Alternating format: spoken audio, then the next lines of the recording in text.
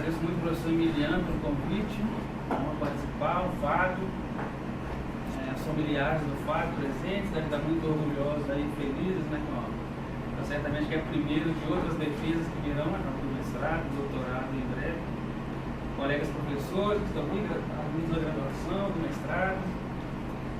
O Fábio foi meu aluno no sétimo período em Direito Ambiental, muito feliz em vê-lo aqui defendendo o TCC na disciplina, né? Significa que o debate é muito produtivo, de fomentar aí o interesse do Fábio pela disciplina. Ele destacou-se muito no Direito Ambiental, assim como em outras matérias, eu tenho certeza, e ele alçando aí voo solo no Direito Ambiental, uma grande alegria, né? Enfim, enfrentando um tema tão complexo, parece que está pacificado, né? Não tratando como um tema já pacificado na doutrina do direito ambiental, e o Fábio mostrou que não, né? Que há discussão ainda sobre responsabilidade civil, sobre risco criado, risco integral, e eu aprendi muito aqui com o trabalho, e certamente vai ser útil nos debates na graduação, aí, nos artigos futuros aí que virão. O Fábio sempre foi um aluno muito querido aí dos alunos, né, dos professores, a sala que demonstra, né, talvez o fórum mais elevado aqui nas defesas, né, até de mestrado, da graduação, então se demonstra aí o interesse dos colegas também, o carinho pelo Fábio. E durante as aulas do direito ambiental, o Fábio sempre demonstrou esse interesse pela disciplina e fomentando realmente um debate de temas importantes e interessantes do direito ambiental. Para quem não sabe, ele me ajudou muito na quinta edição do manual, ele fez a revisão completa, da primeira à última página, fazendo sugestões de revisão tanto de português quanto de conteúdo. Então, voluntariamente, se dispôs a fazer a revisão. Na próxima edição, terá até uma referência expressa e a ajuda do Fábio nas primeiras páginas. Então, isso demonstra, reforça, né, esse interesse pelo direito ambiental. E esse esforço da dedicação estão refletidos aí no TCC, né, no trabalho de conclusão. Então, não se trata de um simples resumo de uma matéria, de um tema. A gente vê em algumas faculdades, os alunos na graduação, a tendência, quando é obrigatória, né, a defesa, a defesa, muitos TCCs são apenas um resumo de uma matéria que não trazem nada de inovador, né, não fomentam debate algum, é mais para cumprir ali uma formalidade. E o Fábio, ao contrário, né, aprofundou muito no tempo, fez um trabalho de pesquisa importantíssimo pela apresentação que vocês puderam ver, e vem discutir responsabilidade civil. Ele busca a primeira decisão lá do STJ, que trata desse tema, né, para ver se ela está fundamentada, quem, né, tirou essa ideia primeiro do risco integral, o que os outros seguiram, se houve fundamentação, se houve um debate, né, efetivo e argumentação jurídica que fundamentasse essa decisão. Então, um trabalho complexo, né? Não é um trabalho simples, mesmo com a facilidade hoje da internet, de ter essas decisões nos sites dos tribunais, tem que pegar para ler todas, né? E pegar a sequência de decisões também. Isso demonstra aí o nível de aprofundamento da pesquisa do Fábio, além de achar essas decisões, analisar, pegar inteiro o teor, né? E o trabalho reflete bem essa pesquisa.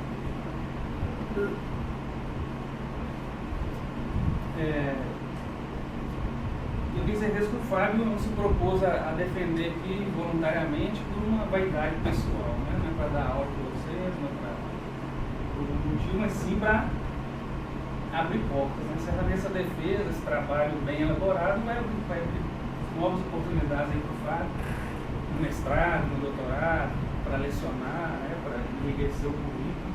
Publicação de artigos com base nesse trabalho, nessa pesquisa, né? Então, certamente isso aí vai render muitos frutos aí para o Fábio. É um exemplo aí para todos, né?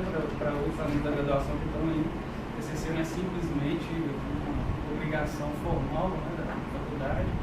Vocês podem usar isso de uma maneira muito mais produtiva, né? Para abrir novos caminhos aí. E só como interessante, ontem foi a seleção dos alunos do mestrado do semestre que vem, né? Eu participei da banca e eu e mais 2 professores. E como a publicação e o interesse pela pesquisa influenciam na hora da decisão de quem vai ser aprovado. Os alunos ontem que mostraram que já tem publicação, já tem artigo, né, já participaram de um grupo de pesquisa, levaram muita vantagem, né, tiraram uma nota superior na entrevista em relação àqueles que não têm nenhuma participação. A participação durante a graduação já reflete o interesse do aluno, né, na pesquisa, demonstra que ele é um bom aluno para o mestrado, né, para desenvolver essas atividades.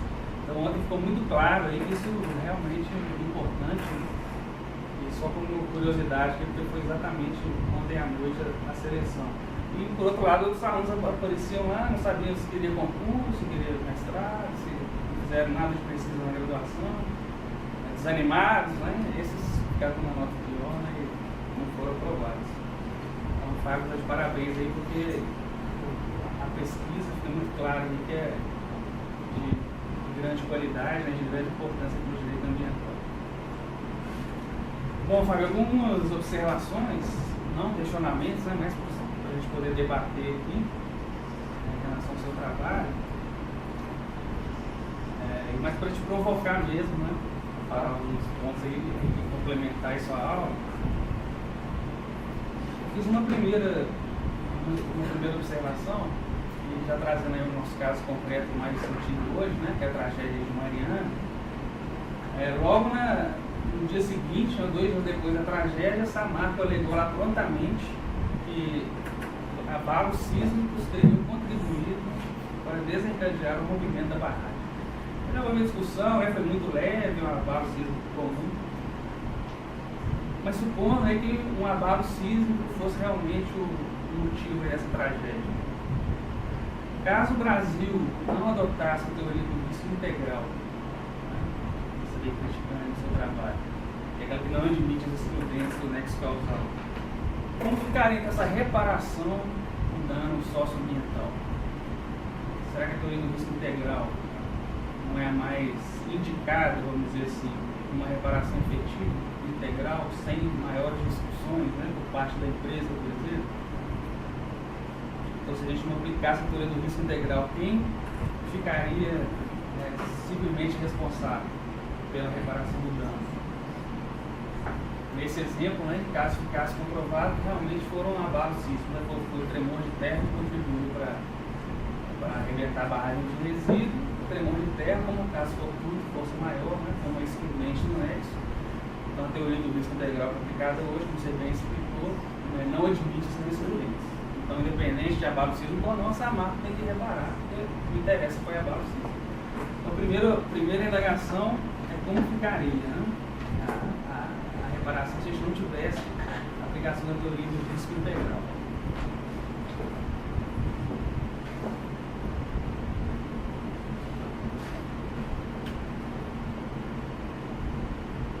A segunda observação, eu já sei qual vai ser a sua resposta.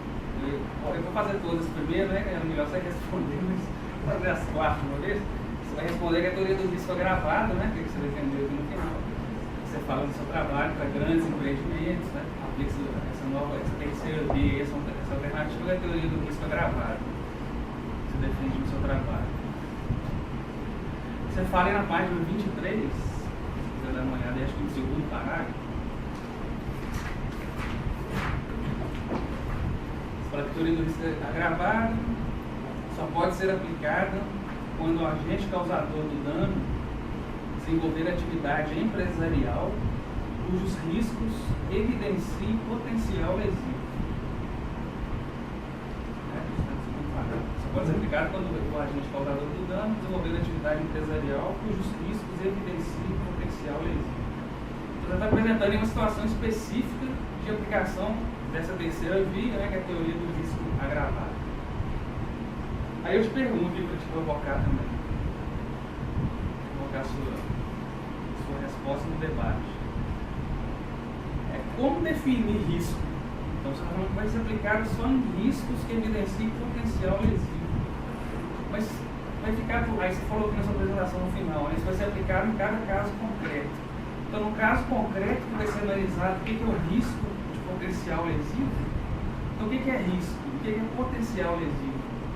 Então o empreendedor que causar o dano ambiental vai falar, não, mas essa atividade não é de potencial lesivo. Nesse caso aqui, especificamente, houve uma degradação, mas não é de potencial lesivo. Você acha que não vai dar uma abertura para a interpretação desses termos e a empresa querer ter uma possibilidade, né, de não reparar o dano ambiental causado? Então, vou no sentido da definição desses conceitos, né, dentro da teoria do risco agravado. Então, o que é o risco de um potencial lesivo? Então, quem apresentará e definirá esse conceito, né, de risco de potencial lesivo? O que é lesividade em matéria ambiental? O que é lesividade? E para a gente pensar também um pouquinho mais, qual atividade desenvolvida pelo ser humano que de certa forma não é lesiva ao meio ambiente?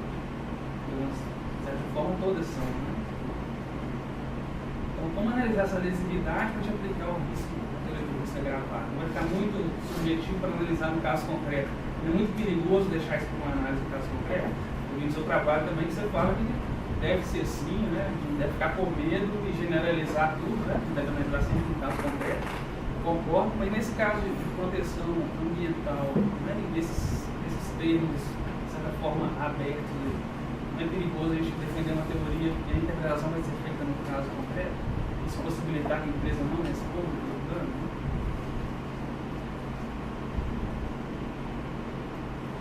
E talvez por isso mesmo, no Brasil, se aplica a teoria do risco integral.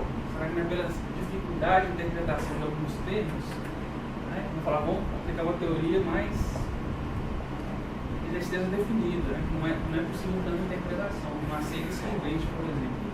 Talvez a generalização não seja por isso, para proteger o meio ambiente, né, como interesse difuso de terceira geração. Porque na verdade, se a gente for aplicar a teoria do risco agravado, a gente vai dar algumas possibilidades de proteção para o empreendedor. Agora, entre proteger o empreendedor e proteger o interesse difuso, né? Não que tenha prevalência, tem que ser a justiça, né? No caso concreto, se o empreendedor não é responsável, obviamente que ele não responde. Né? Mas será que a teoria do risco integral não está sendo aplicada para possibilitar uma proteção maior do meio ambiente, né? Uma interpretação do risco agravado, do risco criado, talvez seja mais difícil? Então, só para a gente pensar um pouco sobre isso. Depois, lá na página 37, uma outra observação.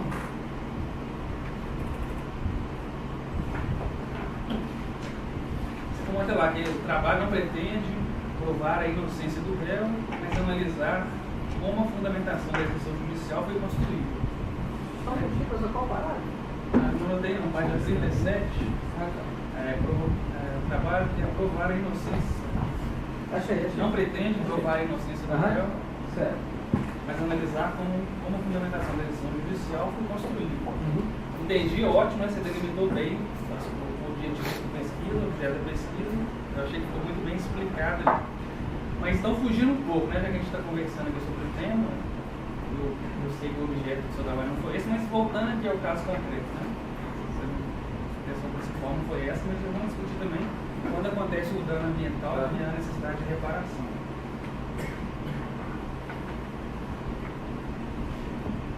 E um pouco dessa observação que eu falei anterior, né? Se o risco agravado não acaba podendo beneficiar o degradador, né? E o salvador do. E um último ponto é o seguinte: na sua apresentação que você falou também, não sei se eu entendi bem, acho que você pode explicar aí melhor para a gente. Você afirma que em alguns trechos do seu trabalho, mais de um ponto, que a responsabilidade civil baseada no risco integral é uma responsabilidade civil independente do nexo causal. Ela não analisa o nexo causal. Parece a entender que o risco integral, a aplicação do risco integral não analisa nexo, né? Aí você está pensando na ideia das excludentes, né? Se ela não é de medidas excludentes, no caso concreto seria aplicada uma excludente, né? Não teria um nexo causal, mas está sendo aplicado o risco integral. Acho que é nesse sentido que você está falando que a teoria do risco integral independe do nexo causal. Agora, vou tentar fazer um esforço aqui de mudar o ponto de vista. Acho que você está analisando e pensando a partir do risco criado, como observador ali do risco criado. O que Eu não sei se nas suas leituras você chegou a perceber, os teóricos aí do risco integral, eles falam que tem nexo causal, sim. Eles falam o seguinte: o risco integral, que não admite os excludentes, sempre tem nexo causal. Não é que eles não aplicam excludente. Para a teoria do risco integral, não existe excludente. Então é como se não existisse excludente, eles não discutem isso. Então folha, tremor de terra, lá nessa máquina, não interessa. Qual que é o nexo causal aí? Houve um dano ambiental ou outro. Agora, para cobrar, você tem que cobrar de alguém, né? Veio de onde esse dano dessa máquina. Isso é nexo causal, não é não? Então o risco integral admite sim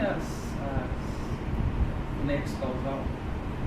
Eu acho que em alguns pontos, aí, pensando nesse outro ponto de vista, a teoria do risco integral fala que sempre tem nexo causal. Porque ela não aceita, ela não considera excludente nenhum. Então, se não existe excludente, é porque sempre tem um nexo causal. Acho que toda essa argumentação que você usou foi pensando do ponto de vista ali do risco criado, né? Do olhar ali do risco criado, olhando para o risco integral. Aquela ideia de nexo, de aplicação dos excludentes, de aplicação dos excludentes. Só que do lado de lá, a gente pensando nos defensores lá do risco integral, eles falam o seguinte: sempre tem nexo, não existe excludente. Então, em alguns pontos, eu vi que você tentou argumentar aqui no seu trabalho, falando da confusão da jurisprudência, que eles falam de risco integral, e no mesmo julgado eles falam de nexo causal. E você chamou isso de contradição, né? Mais de um ponto. Por olha só como essas jurisprudências são contraditórias. Fala de risco integral e no mesmo parágrafo fala que tem nexo. Mas é porque o pessoal do risco integral fala que sempre tem nexo. Então você pode pensar um pouco nesse sentido, talvez ler alguns autores que defendem o risco integral para aprofundar mais um pouco, nesse tipo de visão que eles têm. Talvez para reformular um pouco a impressão que me passou ao ler, né, é que quando você fez essa justificativa, e risco integral tem a ver com nexo, e isso é contraditório, para mim isso não encaixou bem. Eu acho que o risco integral fala que sempre tem um nexo, não o contrário. Não que eles estão aceitando uma responsabilidade sem nexo. Eu entendi o que você falou, dá para pensar das duas formas. Mas quem está lendo, às vezes não percebe isso. Então só quero saber se você chegou a ler alguma coisa a respeito e como sugestão, né? Se você estiver fazendo a revisão do seu trabalho. Deu uma ideia do que eu falei aqui? Sim. Essa parte foi aí. Essa eu não vou conseguir explicar direito. Não, mas eu não compreendi. Ainda sobre esse ponto.